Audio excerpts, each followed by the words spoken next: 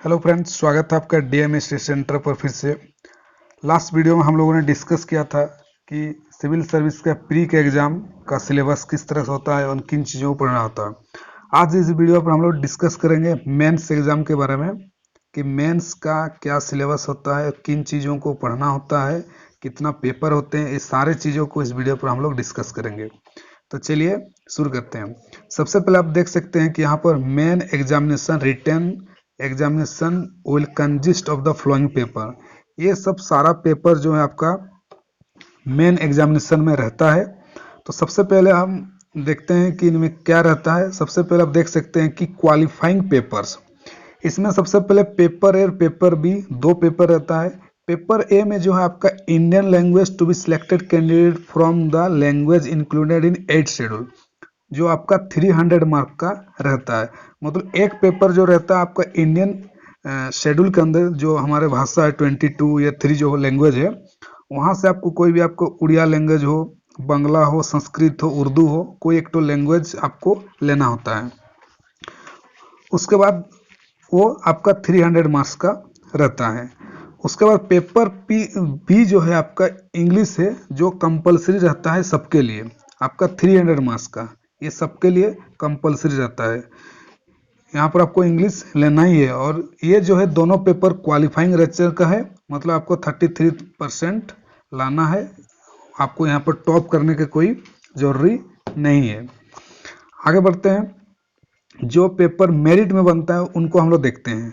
तो देखिए, papers to be counted in merit, जो मेरिट में बनते हैं, सबसे पहले जो आपका पेपर 1 है, आपका यहाँ पर पेपर 1 यहाँ पर है, आपका पेपर 1 है एसे पेपर, जो 250 मार्क का रहता है।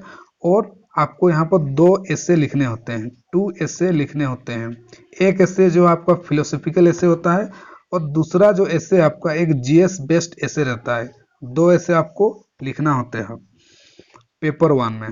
उसके बाद पेपर 2 में जो आपका है जनरल स्टडी 250 मार्क का रहता है, जो आपका Indian heritage, culture, history, geography और वर्ल्ड एंड सोसाइटी रहता है।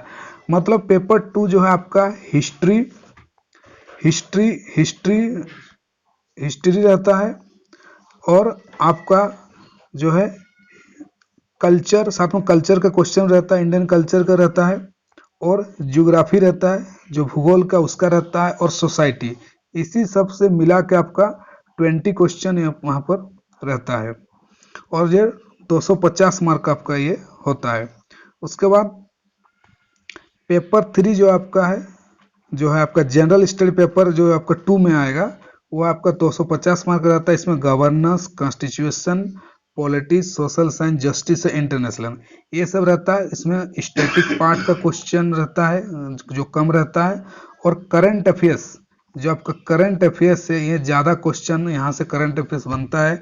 कोई भी स्कीम आपको पूछ सकता है, इसका फीचर्स क्या है, या गवर्नमेंट ने कोई इसे कोई लॉन्च किया है, इंटरनेशनल रिलेशन, इंडिया यूएसए के साथ क्या रिलेशन है, इंडिया का जापान के साथ क्या रिलेशन है, बांग्लादेश या पाकिस्तान के साथ क्या रिलेशन है। इस तरह के क्वेश्चन, स्कीम रिलेटेड क्वेश्चन, ये क्वेश्चन में पूछे जाते हैं इस पेपर में। उसके बाद पेपर 4 जो है आपका जनरल स्टडी है, फिर 250 मार्क का रहता है। इसमें आपका technology, economic development, biodiversity, environment, disaster management, मतलब आपका इकोनॉमी का यहाँ पर रहता है, इकोनॉमी का रहेगा। स्टैटिक पार्ट और करंट अफेयर्स दोनों का मिला के रहता है। किसी और वीडियो में डिस्कस करेंगे किसी साल का पेपर को कि कैसे कैसे क्वेश्चन रहता है, और इकोनॉमिक स्टैटिक पार्ट में कितना मार्क का रहता है, और करंट अफेयर्स में कितना मार्क का रहता है।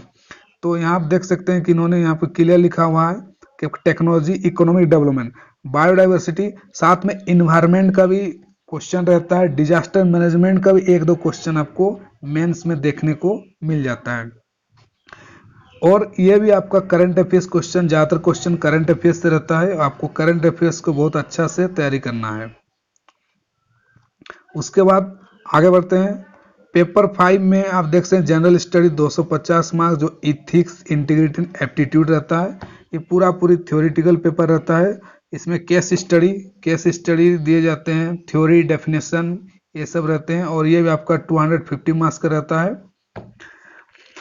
अगला जो है दो पेपर जो आपका है पेपर 6 और पेपर 7, जो आपका ऑप्शनल पेपर होता है यूपीएससी सिविल सर्विस में यही है कि आपको ऑप्शनल का आपको चुनना होता है। कई सारा ऑप्शन दिया रहेगा, सोशोलॉजी हो, हिस्ट्री, ज्योग्राफी, पॉलिटी, इकोनॉमिक्स या फिर हिंदी लिटरेचर, आपको कोई भी एक तो ऑप्शनल पेपर चूज करना होता है।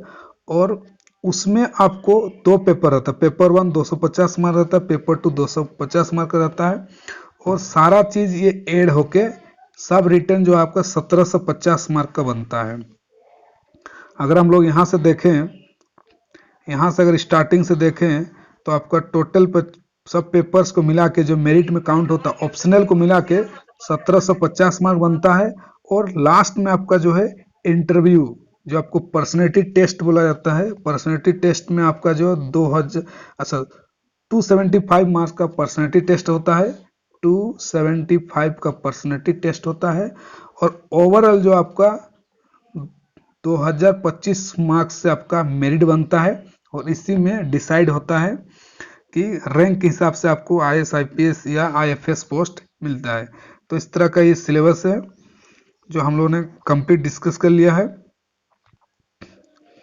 उसी के नीचे में आपको कुछ इसका क्या क्या कुछ टॉपिक दिया है सिलेबस का, तो आप देख सकते हैं जो हम लोगों ने डिस्कस किया वही सब यहाँ पर दिया हुआ है। ऐसे पेपर आप देख सकते हैं यहाँ पर दिया हुआ है। फिर पेपर 2 हिस्ट्री, ये सारा सिलेबस दिया हुआ, आर्ट एंड कल्चर। फिर आप देख सकते हैं फ्रीडम स्ट्रगल, मतलब इंडियन आपका मॉडर्न हिस्ट्री, ये वाला दिया हुआ है। फिर पोस्ट इंडिपेंडेंस का भी कई बार एक दो क्वेश्चन मिल जाता है, लेकिन ये बहुत कम क्वेश्चन पूछते हैं। वर्ल्ड हिस्ट्री आपका यहाँ पर दिया हुआ, वर्ल्ड हिस्ट्री दिया हुआ। फिर सोसाइटी का दिया हुआ है, साइलेंट फीचर वर्ल्ड। सिलेबस आपको पूरा याद होना चाहिए और हर एक वर्ड से आपके पास, हर एक टॉपिक से आपके पास नोट होना चाहिए। उसके बाद पेपर 3 में आप देख सकते हैं कि जीएस में आपका governance, constitution, function, responsibility, union state का क्या चैलेंज, रिलेशन है, separation between various organ, dispute क्या है, ये दिया हुआ है।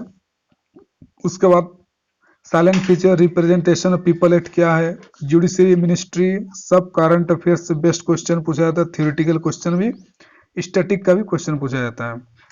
उसके बाद आप देख सकते हैं पेपर 3 में हुई, हमने पहले डिस्कस किया कि बायोडाइवर्सिटी, इन्वायरमेंट का क्वेश्चन रहता है, डिजास्टर मैनेजमेंट।